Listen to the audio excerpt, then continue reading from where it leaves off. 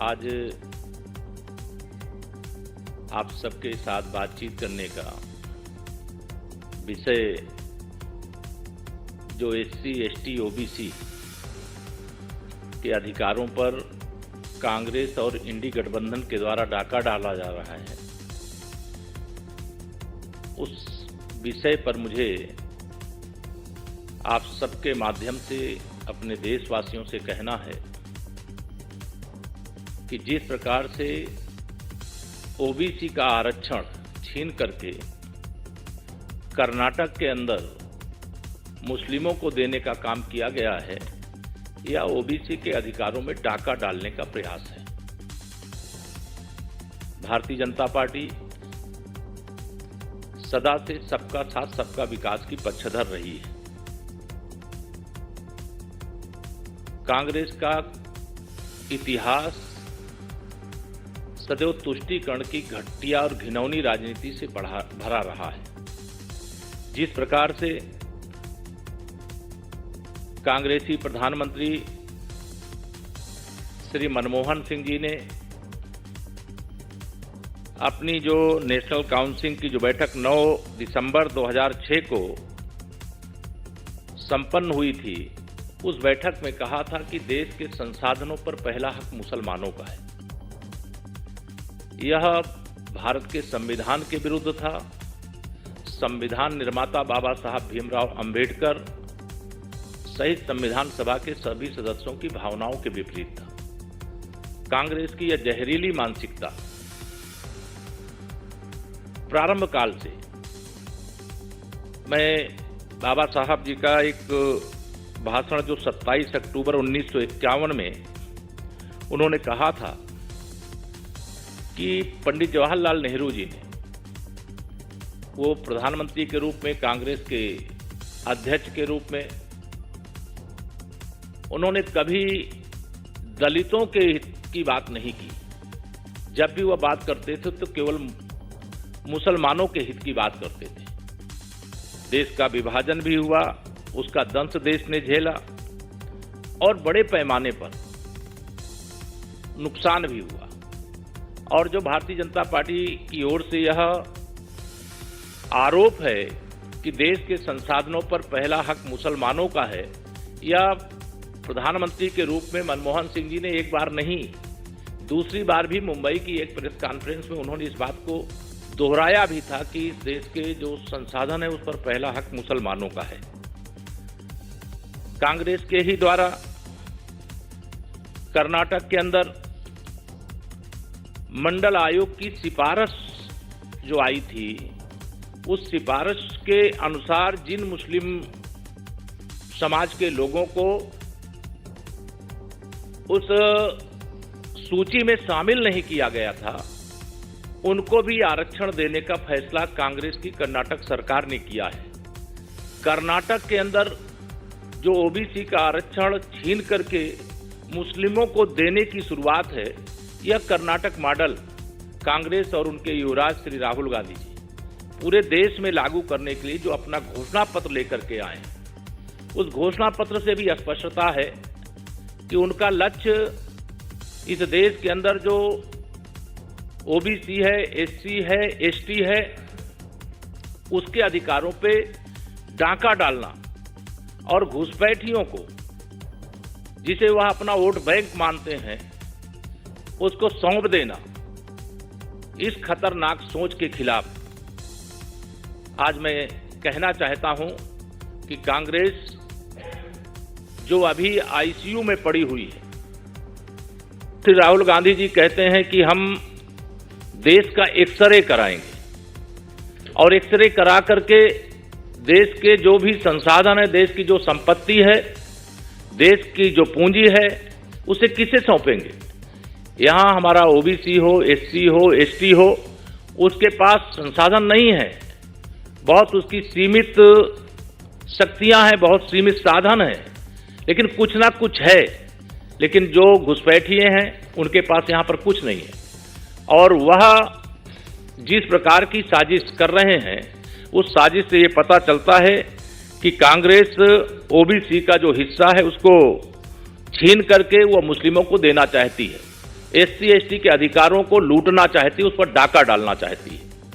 जिस कांग्रेस पार्टी को एक गरीब माँ बाप का बेटा, एक पिछड़े वर्ग से आने वाले प्रधानमंत्री श्री नरेंद्र मोदी जी, जिन्होंने आजादी के बाद सबसे अच्छा काम किया, जिन्होंने सबका साथ सबका विकास किया, जिन्होंने देश में 25 करोड़ लोगों को गरीबी रेखा से बाहर निकालने का काम किया, उनको आप 10 साल सहन नहीं कर पा रहे हो।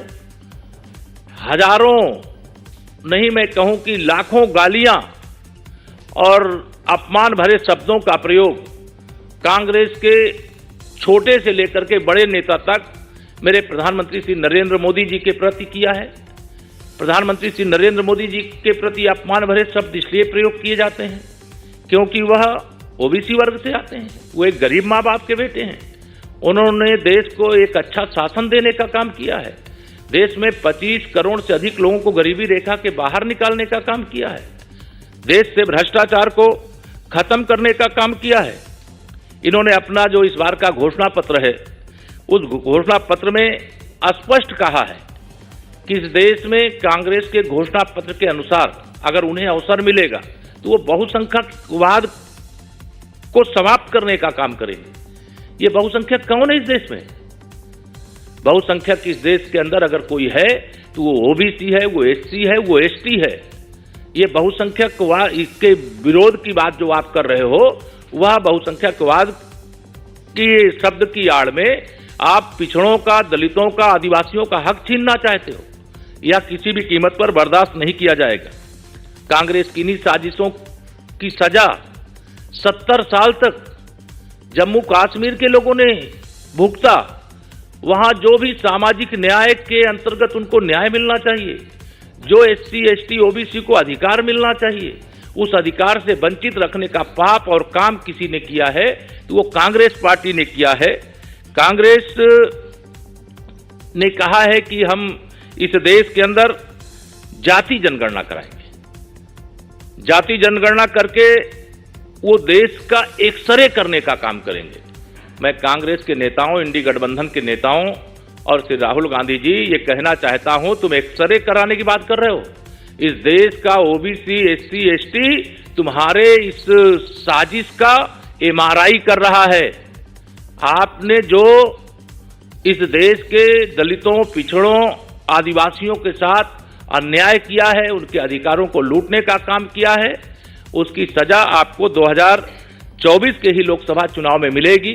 आपको इसी देश की जनता ने जिस प्रकार से आपके कारनामे थे उसकी सजा देने का काम किया है, और उस सजा का कारण एकमात्र है कि कांग्रेस ने कभी भी जो इस देश का बहुसंख्यक समाज है, एससी, एसटी, ओबीसी, उसकी सदा उपेक्षा किया है। ये कांग्रेस जन्मजात ओबीसी, एससी, एसटी की विरोधी पार्टी है, और इसलिए मैं आज यहां पर यह कहना चाहता हूं कि 2024 के इस लोकसभा चुनाव का जो हिडन एजेंडा है कांग्रेस का, वह एकमात्र है कि किसी भी प्रकार से सत्ता हथिया लो और ओबीसी, एससी, एसटी का अधिकार छीन करके मुसलमानों को सौंप दो, जिससे कि उनका वोट बैंक सदा के लिए मजबूत हो जाए। और यह बात किसी भी कीमत पर देश भी बर्दाश्त नहीं करेगा, पिछड़ा वर्ग भी बर्दाश्त नहीं करेगा, एससी, एसटी भी बर्दाश्त नहीं करेगा, और कांग्रेस को इसका जवाब देना होगा। और जो कांग्रेस के सहयोगी दल हैं, मैं उनको भी कहना चाहता हूं, चाहे वो उत्तर प्रदेश के अंदर हो, चाहे बिहार के अंदर हो, चाहे देश के किसी राज्य के अंदर हो, ये कर्नाटक के अंदर ओबीसी का आरक्षण छीन करके जो मुसलमानों को देने का एक तरह से प्रारंभ किया गया है, इस पर वह मौन क्यों है, इस पर वह जवाब दें, और उनको जवाब देना पड़ेगा, उनको हिसाब देना पड़ेगा। और अगर इस पर उन्होंने अपनी स्पष्ट राय नहीं रखी, अपना स्पष्ट विचार नहीं रखा, तो उन राज्यों के अंदर वहां का भी ओबीसी, एससी, एसटी उनसे हिसाब चुकता करेगा, कमल खिला करके हिसाब चुकता करेगा। तीसरी बार माननीय नरेंद्र मोदी जी को प्रधानमंत्री बनाकर हिसाब चुकता करेगा। जी बहुत बहुत धन्यवाद।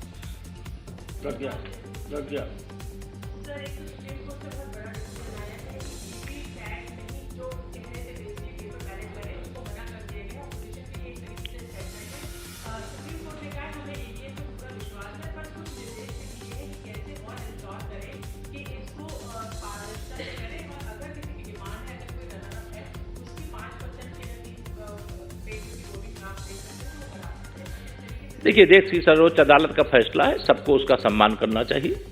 और आज का चूंकि विषय मेरा जो था, मैं पिछड़े वर्ग से आता हूं, मेरे प्रधानमंत्री जी पिछड़े वर्ग से आते हैं, जो ओबीसी, एससी, एसटी के अधिकारों पर कांग्रेस और इंडी गठबंधन ने मिलकर के डाका डालने का प्रयास किया है।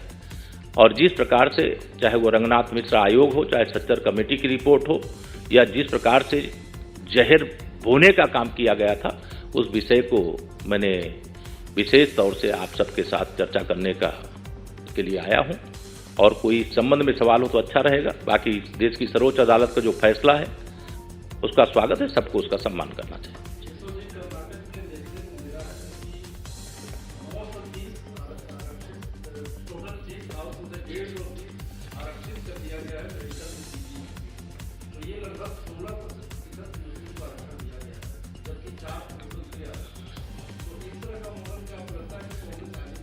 ये कांग्रेस का कर्नाटक मॉडल वह पूरे हिंदुस्तान में लागू करना चाहते हैं। 4% भी क्यों?